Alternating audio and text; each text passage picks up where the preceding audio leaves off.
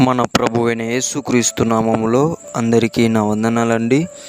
ఈరోజు దేవుని మాటలు లూకాసు వార్త 6వ అధ్యాయము 28వ వచనము. మిమ్మును శపించు వారిని దీవించుడి, మిమ్మును బాధించు వారి కొరకు ప్రార్థన చేయుడి.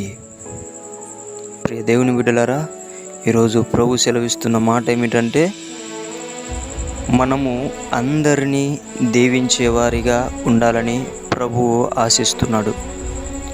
అలాగుననే మనము అందరి కొరకు ప్రార్థన చేయాలని ప్రభు ఆశిస్తున్నాడు.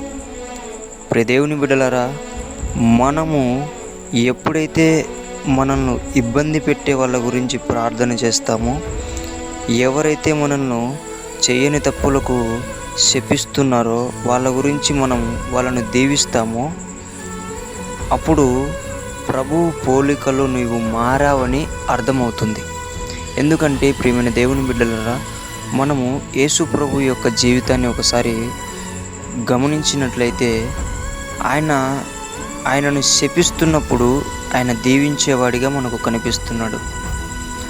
ఆయనను చాలా బాధ పెడుతున్నప్పుడు వారి గురించి ప్రార్థన చేసేవానిగా మనకు కనిపిస్తున్నాడు.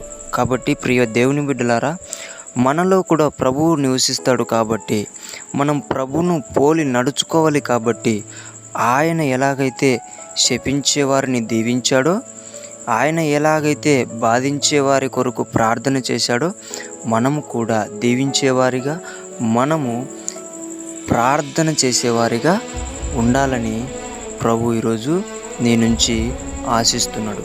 ప్రియ దేవుని బిడ్డలారా, ఈ ఆదివార కాల సమయంలో ప్రభు ఒకటే మీతో చెప్తున్నాడు, బాధించే వారి కొరకు ప్రార్థన చేయండి. ఎవరైతే శపిస్తున్నారో వారి కొరకు దీవెనలు కురిపించండి. ఎందుకంటే వారి శాపనార్థాలు మన మీద పని చేయవు.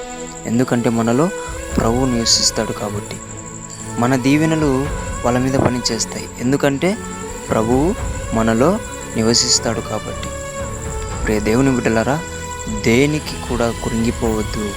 మనం దీవించేవారిగా ఉంటే మనం ధైర్యం పొందుకుంటాం.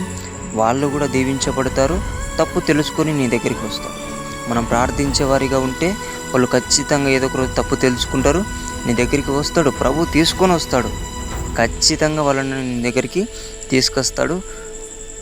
మా కొరకు ప్రార్థన చేసినందుకు వందనాలని చెప్పేసి చాలా మంచిగా మాట్లాడడం కూడా జరుగుతుంది. ఇలాగ గొప్ప కార్యాలు మన ప్రభువు మాత్రమే చేస్తాడు. మీరందరూ కూడా దీవించేవారిగా, ప్రార్థించేవారిగా ఉండాలని దేవుని పేట మనవి చేసుకుంటున్నానండి. దేవుడి మాటలను దీవించునుగాక. ప్రార్థించుకుందాం. మహాపరిశుద్ధుడైన మా యేసయ్య, నీకు స్తోత్రాలు నాయన. మీరు మాలో ఉన్నారు ప్రభా, మేము నమ్ముచున్నాము నాయన. మీ స్వభావం మాలో ఉన్నది ప్రభా, మేము నమ్ముచున్నాం ప్రభా.